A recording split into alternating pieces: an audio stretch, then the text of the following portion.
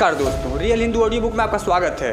अगर आप इस वीडियो को पूरा एंड तक देख जाते हो तो श्रीमद् भगवद गीता का सार समझ जाओगे। जब अर्जुन युद्ध में अपने ही सामने अपने सगे संबंधियों को खड़ा हुआ देखता है तो उसका शरीर कांपने लगता है, उसका गांडीव हाथ से छूट जाता है, उसकी आंखों में आंसू भर जाता है और वह युद्ध करने से मना कर देता है।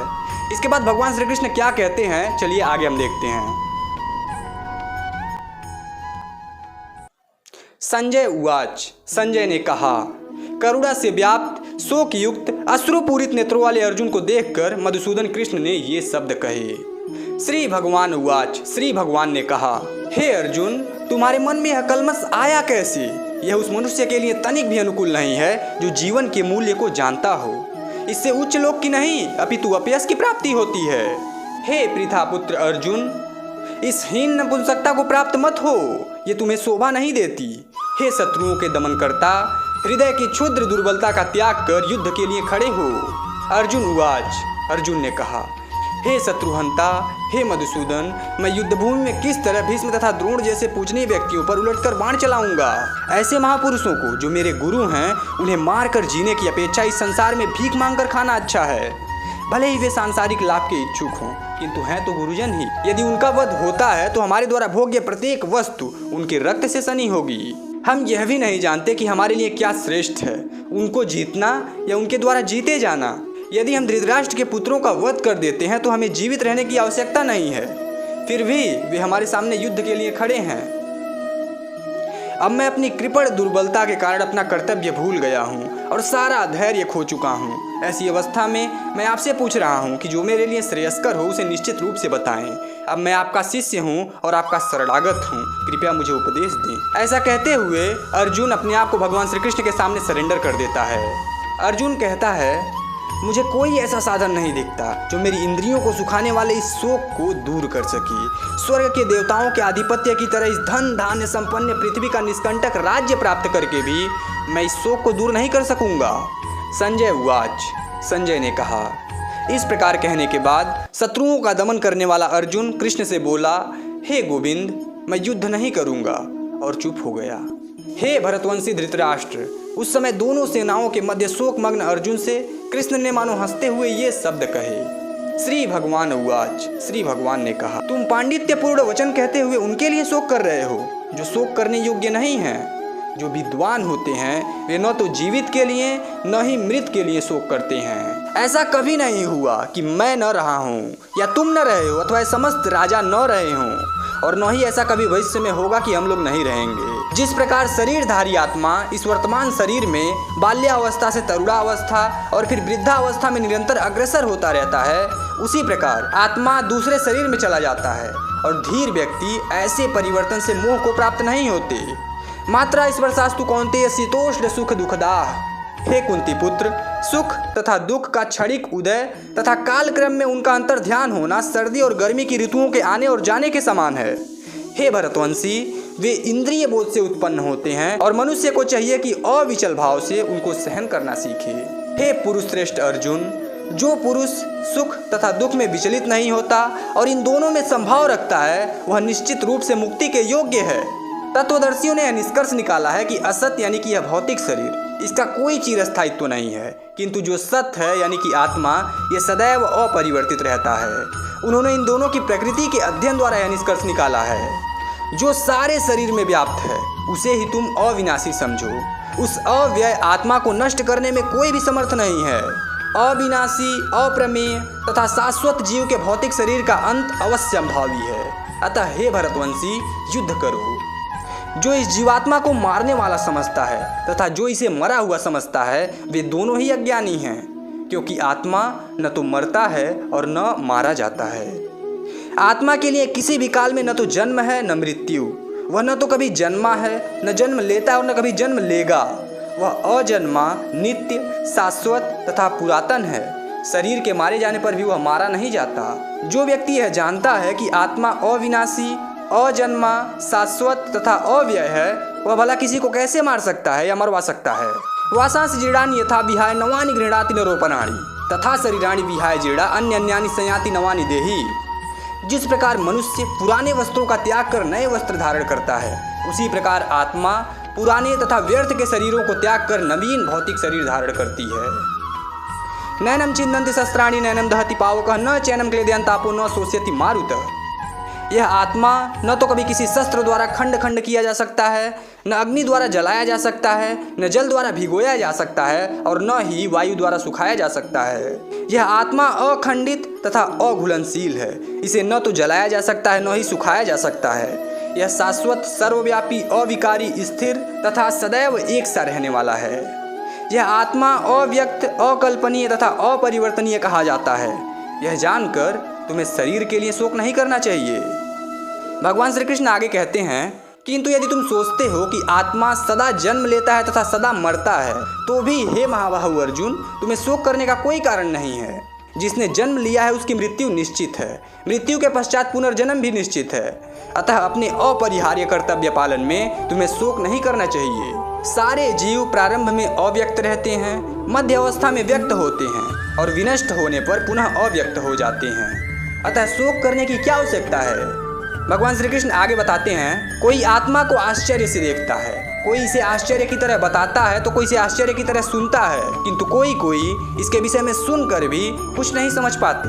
हे भरतवंशी अर्जुन, शरीर में रहने वाले देही का कभी भी वध नहीं किया जा सकता है। अतः तुम्हें किसी भी जीव के लिए शोक करने की आवश्यकता नहीं है। क्षत्रिय होने के नाते तुम्हें अपने विशिष्ट धर्म का विचार करते हुए तुम्हें जानना चाहिए कि धर्म के लिए युद्ध करने से बढ़कर तुम्हारे लिए अन्य कोई कार्य नहीं है। अतः तुम्हें संकोच करने की कोई आवश्यकता नहीं है। हे पार्थ, वे क्षत्रिय सुखी हैं जिन्हें ऐसे युद्ध के अवसर अपने आप प्राप्त होते हैं, जिससे उनके लिए स्वर्ग लोक के द्वार खुल जाते हैं। किंतु यदि तुम युद्ध करने के स्वधर्म को संपन्न नहीं करते हो तो तुम्हें निश्चित रूप से अपने कर्तव्य की उपेक्षा करने का पाप लगेगा और तुम योद्धा के रूप में भी अपना यश, अपना मान सम्मान खो दोगे। लोग सदैव तुम्हारे अपयश का वर्णन करेंगे और सम्मानित व्यक्ति के लिए अपयश तो मृत्यु के समान है। भगवान समझाते हैं अर्जुन को, जिन जिन महान योद्धाओं ने तुम्हारे नाम तथा यश को सम्मान दिया है, वे सोचेंगे कि तुमने डर के मारे युद्ध भूमि छोड़ दी और इस तरह वे तुम्हें तुच्छ मानेंगे।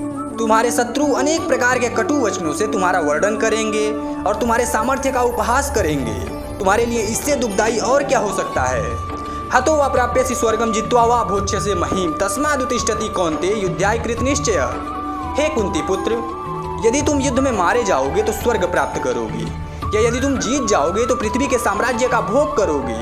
अतः दृढ़ संकल्प करके खड़े हो और युद्ध करो। तुम सुख या दुख, हानि या लाभ, विजय या पराजय, इन सब का विचार किए बिना युद्ध के लिए युद्ध करो।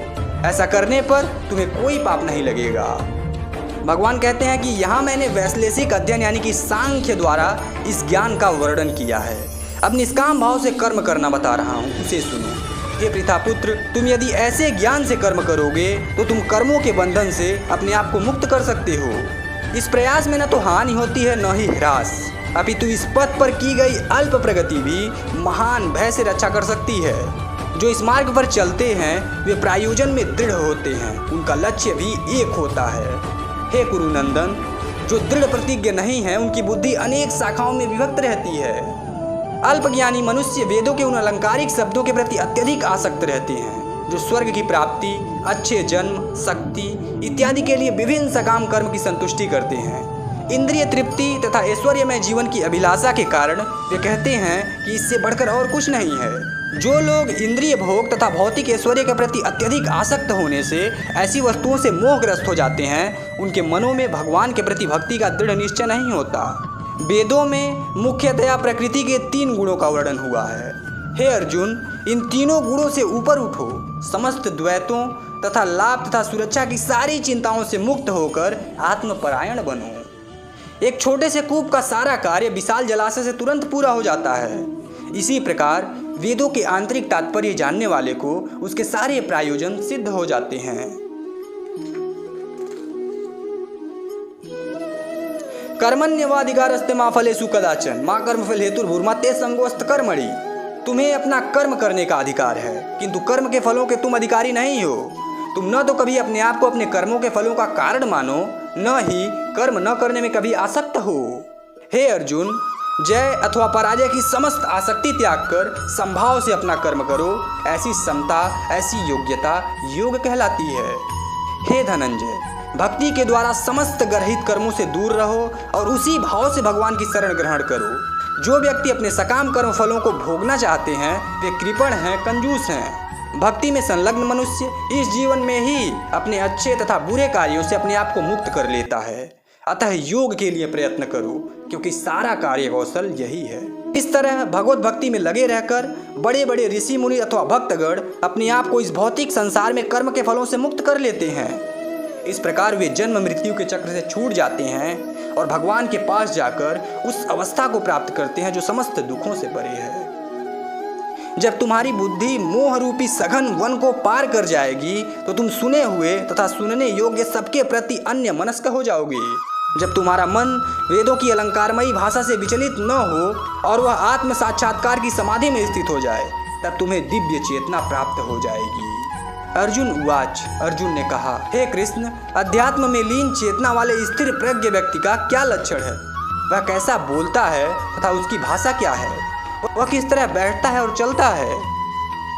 श्री भगवान उवाच, श्री भगवान ने उत्तर दिया, हे पार्थ, जब मनुष्य मनोधर्म से उत्पन्न होने वाले इंद्रिय तृप्ति की समस्त कामनाओं का परित्याग कर देता है और जब वह विशुद्ध होकर उसका मन आत्मा में संतोष प्राप्त करता है तो वह विशुद्ध दिव्य चेतना को प्राप्त यानी कि स्थिर प्रज्ञ कहा जाता है। जो त्रय तापों के होने पर भी मन में विचलित नहीं होता अथवा सुख में प्रसन्न नहीं होता, जो आसक्ति, भय तथा क्रोध से मुक्त है, वह स्थिर मन वाला मुनि कहलाता है। इस भौतिक जगत में जो व्यक्ति न तो शुभ की प्राप्ति से हर्षित होता है न अशुभ के प्राप्त होने पर उससे घृणा करता है, वह पूर्ण ज्ञान में स्थित होता है। जिस प्रकार कछुआ अपने अंगों को संकुचित करके खोल के भीतर कर लेता है, उसी तरह जो मनुष्य अपने इंद्रियों को इंद्रिय विषयों से खींच लेता है वह पूर्ण चेतना में दृढ़ता पूर्वक स्थिर होता है। भगवान श्री कृष्ण यहाँ अर्जुन को चेतावनी देते हैं, देहधारी जीव इंद्रिय भोग से भले ही निवृत्त हो जाए पर उसमें इंद्रिय भोगों की इच्छा बनी रहती है, लेकिन उत्तम रस के अनुभव होने पर ऐसे कार्यों को बंद करने पर वह भक्ति में स्थिर हो जाता है। हे अर्जुन, इंद्रियां इतनी प्रबल और वेगवान हैं कि वे उस विवेकी पुरुष के मन को भी बलपूर्वक हर लेती हैं जो उन्हें वश में करने का प्रयत्न करता है। जो इंद्रियों को पूर्णतया वश में रखते हुए इंद्रिय संयमन करता है और अपनी चेतना को मुझ में स्थिर कर देता है, वह मनुष्य स्थिर बुद्धि कहलाता है। इंद्रिय विषयों का चिंतन करते हुए मनुष्य की उसमें आसक्ति उत्पन्न हो जाती है और ऐसे आसक्ति से काम उत्पन्न होता है और फिर काम से क्रोध प्रकट होता है। क्रोध से पूर्ण मोह प्राप्त होता है और मोह से स्मरण शक्ति विभ्रम हो जाती है और जब स्मरण शक्ति भ्रमित हो जाती है तो बुद्धि नष्ट हो जाती है और बुद्धि के नष्ट होने पर मनुष्य भवकूप में गिर जाता है। किंतु समस्त राग तथा द्वेषों से मुक्त एवं अपनी इंद्रियों को संयम द्वारा वश में करने में समर्थ व्यक्ति भगवान की पूर्ण कृपा प्राप्त कर सकता है। इस प्रकार से कृष्ण भावनामृत में तुष्ट व्यक्ति के लिए संसार के तीनों ताप नष्ट हो जाते हैं और ऐसी तुष्ट चेतना होने पर उसकी बुद्धि शीघ्र ही स्थिर हो जाती है। जो व्यक्ति कृष्ण भावनामृत में परमेश्वर से संबंधित नहीं है उसकी न तो बुद्धि दिव्य होती है और न ही मन स्थिर होता है, जिसके बिना शांति की कोई संभावना नहीं है। शांति के बिना सुख हो भी कैसे सकता है। जिस प्रकार पानी में तैरती नाव को प्रचंड वायु दूर बहा ले जाती है, उसी प्रकार विचरणशील इंद्रियों में से कोई एक जिस पर मन निरंतर लगा रहता है मनुष्य की बुद्धि को हर लेती है। अतः हे महाबाहु अर्जुन, जिस पुरुष की इंद्रियां अपने अपने विषयों से सब प्रकार से विरत होकर उसके वश में है, उसी की बुद्धि निसंदेह स्थिर है। जो सब जीवों के लिए रात्रि है वह आत्म संयमी के लिए जागने का समय है और जो समस्त जीवों के जागने का समय है वह आत्मनिरीक्षक मुनि के लिए रात्रि है। जो पुरुष समुद्र में निरंतर प्रवेश करती रहने वाली नदियों के समान इच्छाओं के निरंतर प्रवाह से विचलित नहीं होता और जो सदैव स्थिर रहता है, वही शांति प्राप्त कर सकता है, वह नहीं जो ऐसी इच्छाओं को तुष्ट करने की चेष्टा करता हो। जिस व्यक्ति ने इंद्रिय तृप्ति की समस्त इच्छाओं का परित्याग कर दिया है, जो इच्छाओं से रहित रहता है और जिसने सारी ममता त्याग दी है तथा अहंकार से रहित है, वही वास्तविक शांति को प्राप्त कर सकता है। यह आध्यात्मिक तथा ईश्वरीय जीवन का पथ है, जिसे प्राप्त करके मनुष्य मोहित नहीं होता। यदि कोई जीवन के अंतिम समय में भी इस तरह स्थिर हो जाए तो भगवत धाम में प्रवेश कर जाता है। इस प्रकार श्रीमद् भगवद गीता का सार संपन्न हुआ। उम्मीद करता हूँ दोस्तों वीडियो को पसंद आई होगी। अगर आपको अच्छा लगा तो चैनल को सब्सक्राइब कर लीजिएगा। स्वामी विवेकानंद जी और महात्मा बुद्ध से रिलेटेड बहुत सारी वीडियो इस चैनल पर आती रहेंगी।